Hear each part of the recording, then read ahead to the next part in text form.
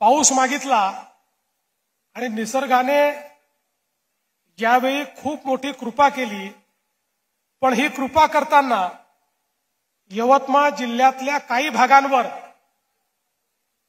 जरा वरुण राजाची कृपा जास्त झाली आणि त्यामुळे काही भागामध्ये मोठ्या प्रमाणात पूर आला आणि आमच्या शेतकऱ्यांचं शेतीचं नुकसान देखील झालं।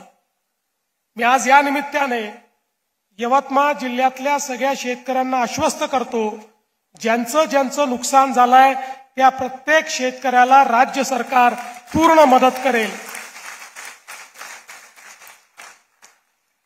आणि घरांचं नुकसान झालंय त्यालाही आम्ही मदत करू, शेतीचं नुकसान झालंय त्यालाही मदत करू, जनावरांचं नुकसान काही ठिकाणी झालंय त्यालाही सगळी मदत करू। सर्व प्रकारची मदत आता पंचनामे आमच्याकडे येत आहेत, ते सगळे आले की आम्ही ही मदत तात्काळ आमच्या शेतकऱ्यांच्या खात्यामध्ये जमा करू, हा विश्वास या निमित्ताने मी व्यक्त करतो।